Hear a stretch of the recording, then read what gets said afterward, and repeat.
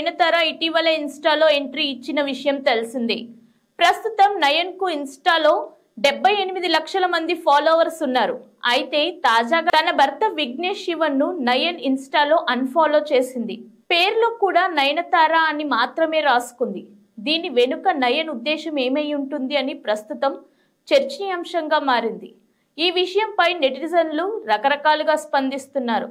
పొరపాటున జరిగి ఉండొచ్చని కొందరు, సాంకేతిక తప్పిదం కావచ్చు అని మరికొందరు కమెంట్లు పెడుతున్నారు.